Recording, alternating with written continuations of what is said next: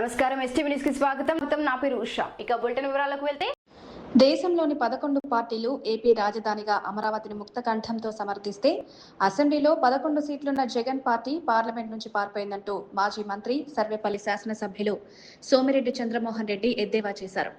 AP రాజధానిగా అమరావతిని ఆమోదిస్తూ parliament చట్టం చేయడం సంతోషంగా ఉందని, రాష్ట్ర ప్రజలందరికీ ఇది గర్వకారణమంటూ కేంద్ర ప్రభుత్వానికి, ప్రధాని మోదీకి మనమంతా రుణపడి ఉన్నామని CM Chandrababu Naidu, deputy CM Pawan Kalyan, యువనేత మంత్రి నారా లోకేష్ బాబు కృషితో అమరావతికి రాజముద్ర పడిందని హర్షం ప్రకటించారు.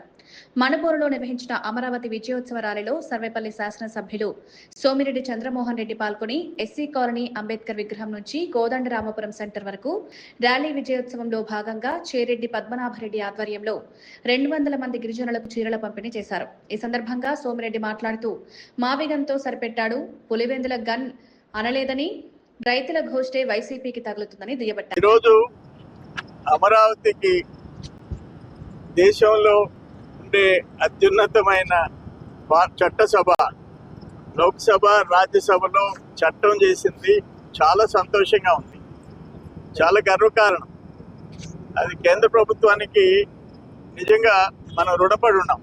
నేనేమంటానంటే, ఫస్ట్ టైం ఒక రాష్ట్రానికి అమరావతి చట్టం తెచ్చేదానికి 11 పార్టీలు, దేశంలో ఉండే 11 పార్టీలు మద్దతు పలికాయి. 11 పార్టీలు. ఇక్కడ శాసనసభలో 11 సీట్లు ఉంటే ఆయన వ్యతిరేకిస్తూ బాయ్కాట్ చేసిపోయినారు. అంటే దేశమంతా ఒక పక్కన, ఈ 11 సీట్ల జగన్మోహన్ రెడ్డి ఒక పక్కన. ఎంత అన్ఫార్చునేట్. మావి గన్న అంట, ఇంకా పులివెందులకు అన్న అనలే. పులివెందులకు అన్న అంటే బాగుంటుంది కదా.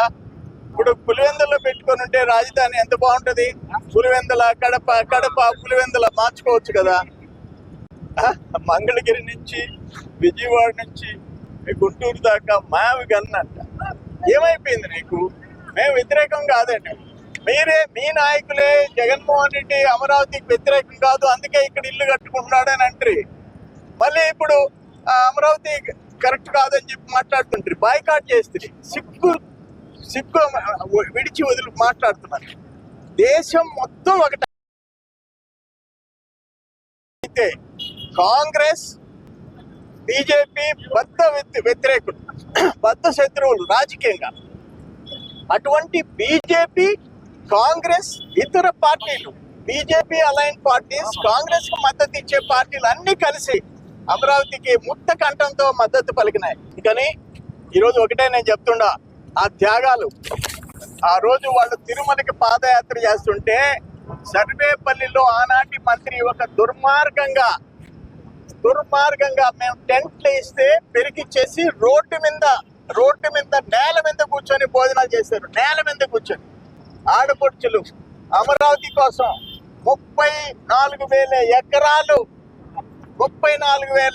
ఎకరాలు వాళ్ళు మన చేతిలో పెట్టారు, రూపాయి తీసుకోకుండా. ల్యాండ్ పూలింగ్ కింద, దేశంలో ఫస్ట్ టైం ల్యాండ్ పూలింగ్ కింద 29,000 చిల్లర మంది రైతు కుటుంబాలు, 29,000 చిల్లర రైతు కుటుంబాలు వాళ్ళు అమరావతి కోసం అనేక కేసులు పెట్టించుకొని, ఆత్మహత్యలు చేసుకొని, మనుషులు చనిపోయి, పోలీసులు లాఠీ చార్జ్ చేసి ఆడోళ్ళని గొడవల మీద కాళ్ళతో తొక్కి ఇన్ని అరాచకాలు చేస్తే తిరుమలకి పాదయాత్ర పోతుంటే, ఇక్కడ పొదలకూరు రోడ్లో నెల్లూరు నుంచి పాదయాత్రలో పోతున్న 100 మంది ఆడపడుచులు, ఆ గుంటూరు, విజయవాడలో ఆ భూములు త్యాగం చేసిన ఆడపడుచుల్ని టెంట్లు లాగేసి పోలీసుల చేత రోడ్డు మీద కూర్చోబెట్టాడు. ఇటువంటి వ్యక్తి ఇక్కడ రోడ్డు మీద అన్నం పెట్టించుకొని తినాల్సి వచ్చింది. రోడ్డు మీద బస్సులు ఇవన్నీ ఉన్నాయి పక్కన. అటువంటి దుర్మార్గాలు చేశారు. ఈరోజు దేవుడు మీకు బుద్ధి చెప్పాడు. వాళ్ళ తగిలింది మీకు. అసలు ఒక మనిషి, ఆనాడు ఒక మంత్రి, మొత్తం వాళ్ళు అక్కడ అమరావతి నుంచి పాదయాత్ర చేస్తే పొదలకూరులో మన మండలంలో ఆనాటి మంత్రి కాకాని గోవర్ధన్ రెడ్డి చేసినంత దుర్మార్గాలు ఎవరు చేయలే, ఎవరు అడ్డుకోలే. ఇప్పుడు రోడ్డు పక్కన ఖాళీగా ఉన్న స్థలంలో భగవంతుడు బుద్ధి చెప్పాడు. వైవి సుబ్బారెడ్డి మొత్తం దేశంలో ఉండే పార్టీలన్నీ ముక్త కంఠంతో లోక్సభలో రాజ్యసభలో మాట్లాడుతుంటే రాజ్యసభలో వైవి సుబ్బారెడ్డి వ్యతిరేకించి బాయ్కాట్ చేసిన తీరు, లోక్సభలో మిథున్ రెడ్డి బాయ్కాట్ చేసిన తీరు దురదృష్టం. అంతే దురదృష్టం. మాదిగన్న ఏంటి నీ పులివెందల గన్ను, నీ గన్ను సంగతి అందరికీ తెలుసు. నీది గన్ పార్టీ, నీ గొడ్డలి పార్టీ.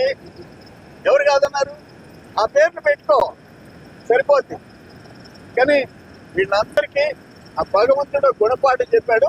మా అక్క చెల్లెళ్ళు పడిన ఇబ్బందులు, ఆ రైతు సోదరులు పడిన ఎదుర్కొన్న బాధలు ఈరోజు ఒక రిలీఫ్ అన్నమాట. నేను చెప్తున్నా, అమరావతి నిన్న చట్టమైన క్షణం నుంచి అక్కడ రేట్లు పెరిగిపోతాయి, అక్కడ రియల్ ఎస్టేట్ పెరిగిపోతుంది, మొత్తం ఇళ్ళు వచ్చేస్తాయి. మంచి సిటీ, నంబర్ 1 సిటీ కింద అమరావతి మారబోతుంది. దాన్ని అంత బాబు గారు దూరదృష్టితో దాన్ని ప్లాన్ చేసినట్టు, సైబరాబాద్ కాదు, హైదరాబాద్ లో సైబరాబాద్ సృష్టించిన నాయకుడు చంద్రబాబు నాయుడు. ఈరోజు సైబరాబాద్ కూడా నిలబడదు అమరావతి. చూడండి కమింగ్ ఇయర్స్ లో, రాబోయే సంవత్సరాల్లో ఏ విధంగా జరుగుతుందో చూడండి. ఈరోజు మోడీజీ గారికి మేము రుణపడి ఉన్నాం. చంద్రబాబు నాయుడు గారు, పవన్ కళ్యాణ్ గారు, లోకేష్ బాబు గారు వాళ్ళు సంయుక్తంగా చేస్తున్న కృషి మేము మర్చిపోలేము.